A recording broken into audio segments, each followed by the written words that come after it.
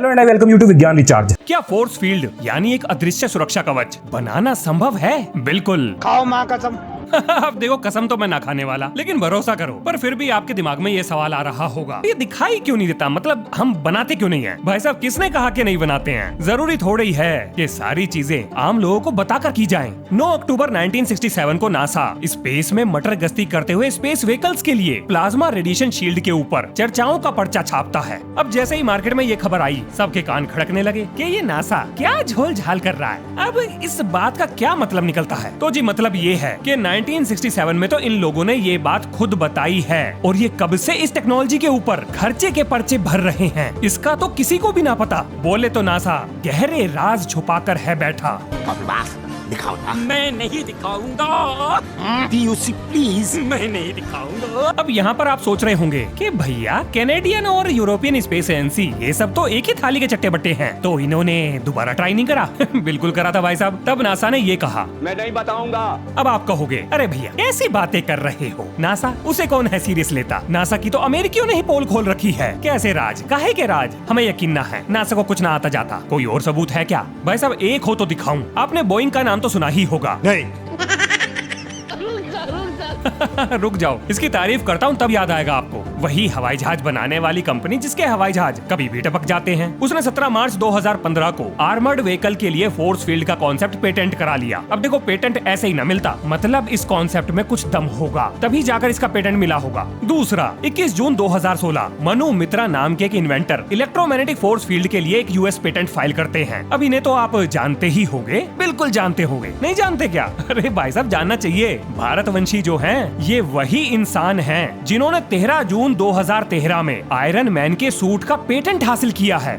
बिल्कुल। और चिंता ना करो, जितने भी रिसर्च डॉक्यूमेंट की यहाँ पर चर्चा की जाएगी, वो सारे के सारे मैं आपको पढ़ने के लिए जरूर दूंगा। वीडियो के एंड में बता दूंगा कहाँ पर मिलेंगे। अब देखो, आपके दिमाग में मैंने फोर्स फील्ड के शक के बीज तो बो दिए, तो ये भी जान लो कि मैं किस तरह के फोर्स फील्ड की बात कर रहा हूँ। क्या ऐसी वाली जैसी ये मोहतरमा प्रदर्शित कर रही है? ना, बिल्कुल भी ना। ह्यूमन फोर्स फील्ड को तो छोड़ दो, बिल्कुल दिमाग से निकाल दो। बल्कि मैं बात कर रहा हूँ ऐसी फोर्स फील्ड की जैसी फोर्स फील्ड पर स्पेस के गुप्ता जी काम कर रहे थे। अब आप कहोगे, एक मिनट, ये स्पेस के गुप्ता जी कौन है? भाई साहब, नासा। और कौन होगा? स्पेस के गुप्त राज तो गुप्ता जी के पास ही मिलेंगे। ये हंस रहे हलकट हंस। ये कुछ ज्यादा हो गया। चलो अब सीरियस हो जाते हैं। मतलब अगर सीधे साफ शब्दों में आपसे कहूँ तो हम एक ऐसी फोर्स फील्ड के ऊपर बात करने जा रहे हैं जो किसी स्पेस क्राफ्ट, किसी एरियल व्हीकल, धरती पर चलने वाला आर्मर्ड व्हीकल या कुछ हद तक किसी शहर को हर तरह के हमले से बचा सके। तो क्या ऐसी फोर्स फील्ड बनाई जा सकती है? कैसी बात कर रहे हो भाई साहब? बिल्कुल बनवा देंगे, चिंता ना करो। ये दिवाली फोर्स फील्ड वाली। एक भी रॉकेट आपके घर में आके नहीं गिरेगा। काम आसान नहीं है, पर भाई साहब जो कोशिश ना करे वो इंजीनियर कैसा। तो चलो बनाते हैं फोर्स फील्ड। चलिए शुरू करते हैं। अब देखिए, फोर्स फील्ड बनाने से पहले हमें ये देखना पड़ेगा कि क्या हमारे पास ऐसी कोई टेक्नोलॉजी है जो फोर्स फील्ड की तरह पहले से ही काम करती हो। तो जवाब है हाँ, बिल्कुल है, और उसका नाम है फैराडे शील्ड या फैराडे केज भी कह सकते हो। अब फैराडे केज को समझने से पहले आपको दो चीजें ध्यान रखनी है। पहला तो ये कि फैराडे केज कंडक्टर से बनती है, दूसरा कंडक्टर में फ्री इलेक्ट्रॉन मौजूद होते हैं। मैं जानता हूँ कि आपको ये बात पता होगी, और फैराडे केज को समझने के लिए बाहुबली पिक्चर पे चलते हैं। हाँ जी, वहां से समझ में आ जाएगी। अब जैसा कि आप जानते हो कि फैराडे केज आपको बाहर से गिरने वाली बिजली से बचा सकती है। तो यहाँ पर मतलब बाहुबली मूवी में ये जो गुटखा चबाने वाले अंकल हैं, ये हो गए अपनी बाहर से गिरने वाली बिजली। और भाई साहब, जिस राज्य पर ये हमला करने जा रहे हैं, बोले तो क्या नाम था उसका, महेशमती, वो हो गया अपना कंडक्टर। और उस राज्य को बचाने वाले मतलब जो सैनिक हैं, वो हो गए आपके फ्री इलेक्ट्रॉन्स। अब जैसे ही बाहर से बिजली गिरेगी, यानी कि ये जो कटप्पा के रिश्तेदार हैं हमला करेंगे, तुरंत राज्य में मौजूद जो सेना है वो बाहर आ जाएगी, यानी कि फ्री इलेक्ट्रॉन्स कंडक्टर से बाहर आ जाएंगे। मतलब कंडक्टर से बाहर नहीं, मतलब कंडक्टर की सरफेस पर आ जाएंगे, उसकी बाउंड्री पर आ जाएंगे, और ये जो हमला हो रहा होगा इसको ये लोग कैंसिल आउट कर देंगे। मतलब वो जो गुटका चाबा अंकल थे वो लटक जाएंगे। अब इसके पीछे साइंटिफिक रीजन क्या है, जरा उसे समझिए। तो देखो, बाहर से लगने वाली इलेक्ट्रिक फील्ड किसी भी कंडक्टर के अंदर मौजूद फ्री इलेक्ट्रॉन्स को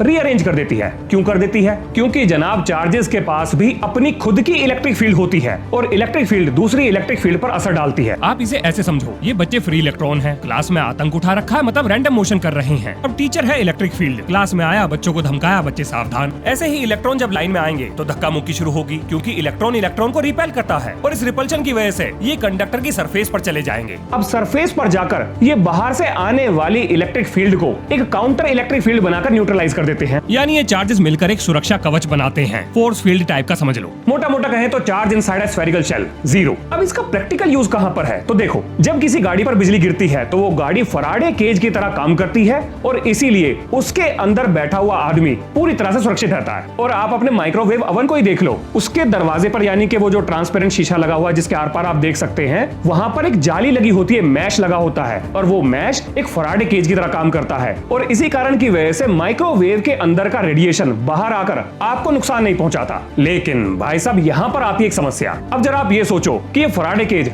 आपको इलेक्ट्रिक फील्ड से तो बचा लेगी, मतलब बिजली के किसी हमले से बचा लेगी, लेकिन अगर कोई इस फराडे केज पर गोली चला दे तो? Oh shit! No! It is possible! It is possible! मतलब फराडे केज के चक्कर में आदमी तो लटक जाएगा। तो जी इसका इलाज है प्लाज्मा, मैटर की वो स्टेट जिसका टेम्परेचर सूरज की सतह से भी ज्यादा पहुंच जाता है। अब कोई भी चीज इसे पार ना कर पाएगी और अगर कोशिश करेगी तो भस्म हो जाएगी और उसकी राख भी वो भी जल जाएगी। लेकिन समस्या आती है ये कि ये प्लाज्मा बनेगा कैसे? तो भाई साहब ये बनेगा आपके प्लाज्मा जनरेटर से। ये क्या है? अब क्या बताऊं क्या है, ये एक ऐसी मशीन है जो प्लाज्मा शील्ड प्रोड्यूस करती है। अब ये कहां से आएंगे? तो वो हम बना चुके हैं, पहले से ही बना चुके हैं। तो जी मोटा मोटा हिसाब किताब ये निकला कि अपने को अब चाहिए प्लाज्मा जनरेटर जिसे हम अपने स्पेसक्राफ्ट पे लगाएंगे, वो प्लाज्मा आर्क बनाएंगे और अपना स्पेसक्राफ्ट बिल्कुल सुरक्षित हो जाएगा, कोई टेंशन नहीं। चलो यार, अब गरीबों में मिठाई बंटवाओ। नहीं नहीं, कोई मिठाई नहीं बटेगी, क्योंकि इसमें एक समस्या है। और समस्या है ये कि भाई साहब हम इसकी शेप को कंट्रोल नहीं कर सकते, और क्योंकि इसकी शेप को कंट्रोल नहीं कर सकते तो इसमें गैप्स हैं, खाली जगह है। मतलब अगर कोई चीज उस खाली जगह में से निकल कर आ गई, शिप के ऊपर आ गई, तो भाई साहब वो शिप को तो निपटा देगी। अब इससे कैसे बचा जाए? चिंता ना करो, इसका भी इलाज है और वो है स्टेलरेटर। अब ये क्या होता है? वैसे मुझे लगा था कि आपको ये पता होगा। ये स्टेलरेटर वही है जो टोनी स्टार्क ने बनाया था, शायद पहली आयरन मैन मूवी में बनाया था शायद। अब बात कर लेते हैं कि हमने कब बनाया था। तो भाई साहब हमने बनाया था ये 1950 में, और हमसे मतलब है मेरा मतलब यूएसए बना चुका है, इंडिया में तो पता नहीं बनाया नहीं बनाया, पता करके बताऊंगा। अब आपके दिमाग में सवाल आएगा कि ये स्टेलरेटर है क्या, मतलब ये किस काम आता है? तो भाई साहब स्टेलरेटर प्लाज्मा की शेप को कंट्रोल करने काम आता है और इसका हम इस्तेमाल करते हैं फ्यूजन रिएक्टर में। अब देखो हम कहां तक पहुंच गए। हम पहुंच गए हैं कि जी हमारे शिप के ऊपर हमने प्लाज्मा जनरेटर लगा दिया, प्लाज्मा फील्ड क्रिएट कर दी, गैप्स भी भर दिए और प्लाज्मा की शेप को भी बदल दिया। किसकी मदद से? स्टेलरेटर की मदद से। तो जी हो गया काम, बन गया हमारा फोर्स फील्ड। अब क्या चाहिए? अब यहाँ एक और समस्या आ गई, और समस्या है ये कि भाई साहब ये प्लाज्मा इतना ज्यादा हाई टेम्परेचर पैदा कर देगा जो हमारे शिप को ही निपटा देगा। साला ये दुख का खत्म नहीं होता बे। भाई यहाँ पे क्या हो रहा भाई? ये कहाँ फंस गया भाई मैं? अब क्या बताऊं भाई साहब, विज्ञान ऐसे ही आगे बढ़ता है। मजाक है ये? मजाक है? जी साइंटिस्ट के लिए तो ये मजाक ही था। अब ऐसी फोर्स फील्ड का हम क्या करेंगे जो हमारे जहाज को ही ले डूबे? लेकिन यहाँ दिमाग में ख्याल आता है कि कोल्ड प्लाज्मा नाम की भी तो टेक्नोलॉजी है, मतलब कोल्ड प्लाज्मा का इस्तेमाल क्यों नहीं कर लेते? प्लाज्मा तो प्लाज्मा होता है, शील्ड की तरह काम करेगा। देखो भाई साहब उसमें एक दिक्कत है, कोल्ड प्लाज्मा आपको चमकीली रोशनी तो दे देगा लेकिन आने वाले प्रोजेक्टाइल को ब्लॉक नहीं कर सकता, क्योंकि उसके पास वो टेम्परेचर नहीं है जिसकी मदद से वो आने वाली किसी चीज को जला सके। तो इसका कोई फायदा है नहीं। तो अब क्या? कुछ नहीं, अब क्या वहीं आ गए जहां से हम चले थे, यानी कि जीरो पर। एक काम करते हैं, क्यों ना हम लेजर का एक मैश बनाएं, क्योंकि लेजर लाइट चीजों को जला सकती है। ये किसी से छुपी हुई बात नहीं है। हमारा जो काली प्रोजेक्ट है यानी कि किलो एम्पियर लीनियर इंजेक्टर, ये भी तो एक तरह की लेजर ही है। तो क्या हो अगर हम लेजर का एक मैश बनाएं और अपने शिप के चारों तरफ लगा दें। अब अगर कोई भी चीज उससे टकराएगी तो ये उसके टेम्परेचर को बढ़ाकर उसको जला देगा, और यही काम हमारा प्लाज्मा कर रहा था, लेजर भी कर लेगा, तो हो गया काम। अब लेजर से हम बड़े प्रोजेक्टाइल को तो रोक सकते हैं, लेकिन अगर छोटे प्रोजेक्टाइल से हमला किया गया यानी कि जैसे कि बुलेट, तो वो इस लेजर के मैश में से निकल जाएगी, जैसा ये मैश मैंने यहां बनाया। और अगर वो इसमें से निकल गई तो वो तो जहाज को ले डूबेगी। तो फायदा क्या हुआ? यानी कि कुल मिलाकर बात यह है कि अब मुझे जहाज के पीछे एक दूसरी परत लगानी पड़ेगी जो लेजर के मैश के पीछे एक प्रोटेक्टिव कवरिंग की तरह काम कर सके, और इसके लिए मैं इस्तेमाल करूंगा कार्बन नैनो ट्यूब्स का, जो कि हम पहले से ही बना चुके हैं। इसे ग्रिफीन मत समझ लेना, ग्रिफीन एक 2D स्ट्रक्चर है, कार्बन नैनो ट्यूब्स एक 3D स्ट्रक्चर है, जो ग्रिफीन की मदद मदद से सिलेंड्रिकल शेप में बनाया गया है। अब देखो, क्योंकि ये दुनिया के सबसे हल्के मटेरियल में आता है और स्टील से 100 गुना मजबूत है, तो इसकी परत हमारे जहाज को छोटे प्रोजेक्टाइल के हमले से बड़े आराम से बचा लेगी। लो जी, हो गया काम। अब अपने जहाज के ऊपर हम लेजर का एक मैश बनाएंगे और उसके पीछे कार्बन नैनो ट्यूब्स की परत चढ़ाएंगे, मतलब मोटी सी परत चढ़ाएंगे जो किसी भी छोटे मोटे प्रोजेक्टाइल को बड़े आराम से रोक लेगी। अब यहाँ पर आप ये सवाल ही पूछ सकते हो कि हमने कार्बन नैनो ट्यूब्स को ही क्यों चुना, किसी और मटेरियल का प्रयोग क्यों नहीं करा? तो देखो, उसके पीछे कारण है ये कि धरती पर नेचुरली जो चीजें पाई जाती हैं उनमें सबसे हार्ड है डायमंड, और ये डायमंड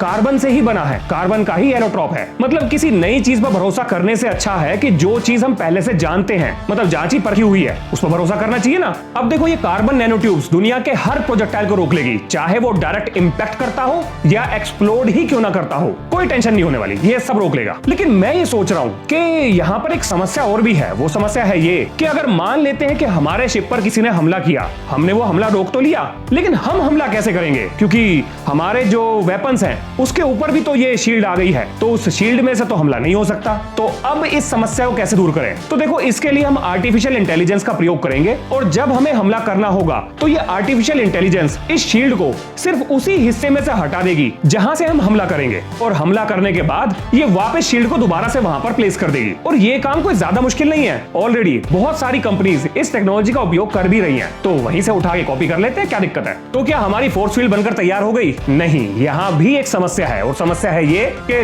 लाइट को ब्लॉक नहीं कर सकती। अब इसका क्या मतलब हुआ? अब इस बात को आप ऐसे समझो कि आप हाईवे पर ट्रेवल कर रहे हो और सामने से जो गाड़ी आ रही है उससे तेज रोशनी निकल रही है, आपने भी अपनी गाड़ी की हाई बीम ऑन कर दी, तो क्या आपकी गाड़ी की हाई बीम सामने से आने वाली हाई बीम को कैंसिल कर देगी? नहीं। इसी तरीके से लेजर को कैंसिल नहीं कर सकती, और ये एक बहुत बड़ी समस्या है। तो अब क्या करें? क्या इसका कोई इलाज है? हाँ, मतलब लग तो रहा है कि है। आओ बताता हूँ। आप अगर थोड़ा सा गौर करें तो आपने ऐसे चश्मे देखे होंगे जो धूप में जाते ही थोड़े काले पड़ जाते हैं। मतलब अगर आप छाए में या फिर जहां पर डायरेक्ट रोशनी ना पड़ रही हो वहां बैठो तो वो ट्रांसपेरेंट नजर आते हैं, लेकिन जैसे ही आप उन्हें पहनकर धूप में जाओगे वो तुरंत काले होने शुरू हो जाएंगे। इनको कहते हैं फोटोक्रोमेटिक लेंस। अब देखो, फोटोक्रोमेटिक लेंस के पीछे जो टेक्नोलॉजी काम करती है वो ये कि लाइट के पड़ने पर ये जो फोटोक्रोमेटिक लेंस के अंदर के एटम हैं ये अपने आप को रीअरेंज करते हैं और धीरे धीरे लाइट को ब्लॉक करने लगते हैं, और हो गया काम। तो अब मेरे पास वो सारी चीजें हैं जिससे मैं एक फोर्स फील्ड बना सकता हूँ, हर हमले से बचाने के लिए बना सकता हूँ।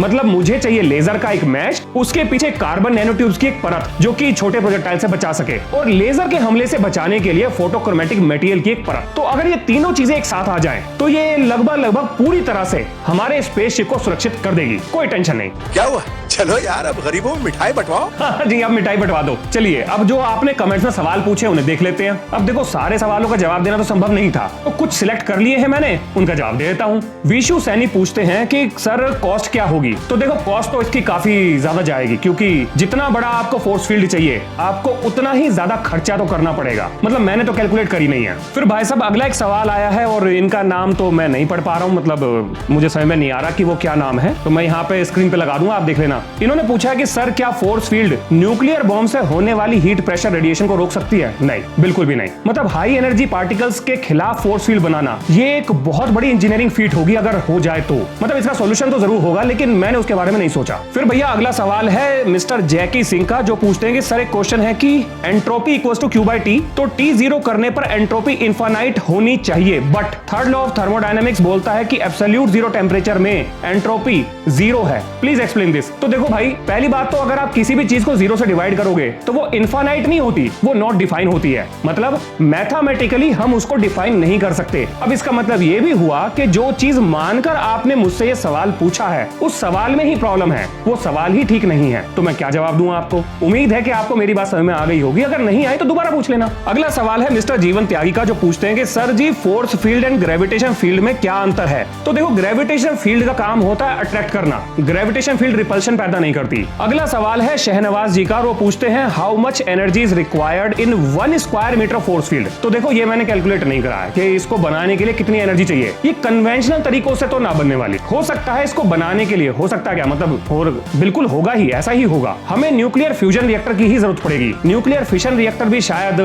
सस्टेन ना कर पाए इतने लंबे समय तक इस फोर्स फील्ड को। अगला सवाल पूछते हैं करण, और ये कहते हैं कि सर आर्क रिएक्टर बनाना पॉसिबल है क्या? उस पर एक वीडियो बनाओ। कैप्टन अमेरिका अमेरिका की शील्ड भी बनाना पॉसिबल है क्या, उस पर भी एक वीडियो बनाओ। तो देखो भाई, आर्क रिएक्टर के साथ दिक्कत ये है कि आर्क रिएक्टर ना थर्मोडायनामिक्स के लॉ से खिलाफ है। मतलब कोई चीज बिना इनपुट के आउटपुट कैसे दे सकती है। आर्क रिएक्टर इनफाइनाइट एनर्जी का सोर्स है, जो कि प्रैक्टिकली इम्पॉसिबल है। अगला सवाल है मिस्टर शिव सागर का, जो पूछते हैं क्या ये फोर्स फील्ड पूरी दुनिया मतलब पूरी अर्थ पर मतलब हम लगा सकते हैं, क्या ये स्टेबल होगी? तो जवाब है नहीं। उसका कारण है ये, इतनी बड़ी फोर्स फील्ड बनाने के लिए हमें बहुत ज्यादा एनर्जी चाहिए और अभी के लिए प्रैक्टिकली ये पॉसिबल नहीं है। देखो यहाँ पर आपको एक चीज और समझनी पड़ेगी। फोर्स फील्ड का कॉन्सेप्ट ना इम्पॉसिबिलिटी ग्रेड 1 में आता है। इम्पॉसिबिलिटी ग्रेड 1 का क्या मतलब हुआ? इम्पॉसिबिलिटी ग्रेड 1 का मतलब ये है कि जिन्हें हम नियर पास्ट में इम्पॉसिबल समझते थे, लेकिन आज के समय वो पॉसिबल की जा सकती हैं। अब पॉसिबिलिटी और फीजिबिलिटी दोनों अलग चीजें हैं। पॉसिबिलिटी का मतलब तो ये हो गया कि वास्तविकता में आने की उसकी संभावना, लेकिन फीजिबिलिटी का मतलब हो गया कि क्या उस पर जो हम खर्च कर रहे हैं, इनपुट दे रहे हैं, चाहे वो पैसे का हो, समय का हो, एनर्जी का हो, क्या वो सब करके जो बदले में हमें फायदा मिल रहा है, क्या उसकी वैल्यू उस इनपुट से ज्यादा है?